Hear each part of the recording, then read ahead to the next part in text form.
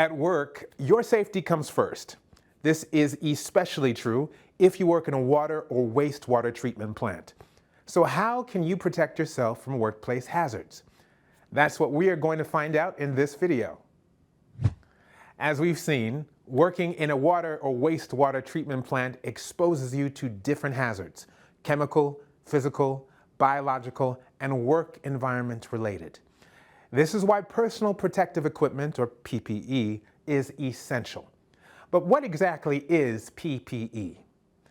Personal protective equipment refers to all clothing, devices, and equipment worn by workers to protect them from workplace hazards. However, it is important to remember that PPE is considered the last resort in hazard control. It does not eliminate the hazard itself, but only reduces the worker's exposure to it. In fact, it should never be the only protective measure. According to OSHA regulations, employers must provide PPE whenever workplace hazards cannot be eliminated by other means. Let's go through the main types of PPE. Let's start with the hard hat. It helps reduce the risk of head injuries caused by falling objects, overhead structures, or confined spaces. For it to be effective, it must fit properly, be inspected regularly for cracks or damage, and be replaced if it shows signs of wear. Next, we have eye and face protection.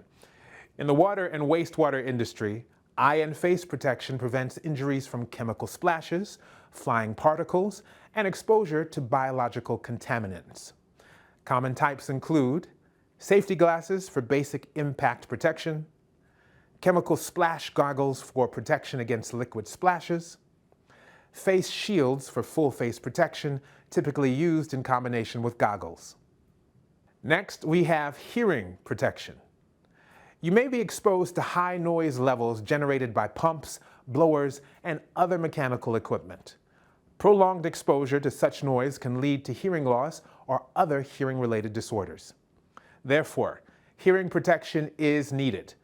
There are different types, like earplugs and earmuffs, but to be effective, hearing protection must be appropriate for the noise level.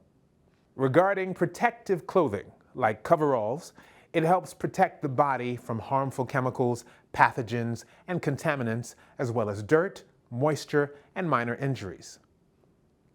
High visibility clothing is also an important part of clothing protection.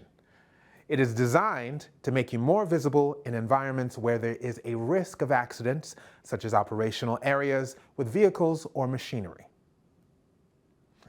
Then we have gloves. As you might expect, their main purpose is to protect your skin. However, for them to be effective, certain usage guidelines must be followed. Make sure the gloves are suitable for the task you're about to perform. There are different types of gloves depending on the task. For example, chemical-resistant gloves made of nitrile or neoprene for handling chlorine or other hazardous substances, disposable latex or nitrile gloves to protect against microbiological pathogens when collecting and handling wastewater or raw surface water samples, or cut-resistant gloves for handling sharp tools or metal parts. Before use, always inspect gloves for signs of damage or wear and replace them if necessary. Choose the correct size and make sure they fully cover your wrists and are comfortable to wear. After use, remove them carefully to avoid contamination and dispose of them properly according to site procedures. Lastly, we have the safety shoes. Safety shoes protect your feet from falling or rolling objects, sharp materials, or slippery surfaces. They are typically equipped with reinforced toe protection, such as steel and non-slip soles, to reduce the risk of falls. They should also be chemical resistant to protect you from chemical exposure, such as chlorine. Please note, you should never wear open-toed shoes or flip-flops at a treatment plant. PPE may not always be trendy or stylish, but it does something far more important. It protects you and can save your life. Looking cool is optional. Going home safe at the end of the day is not. The PPE we just saw applies to all plant operators. Laboratory work may require additional specialized equipment. To learn more, you can see the dedicated training course, Laboratory Equipment and Procedures, on our platform. Remember that you need to carry out a few checks to ensure your PPE provides proper protection. Always inspect your PPE before use for any signs of damage or wear. PPE must remain in good condition to provide effective protection.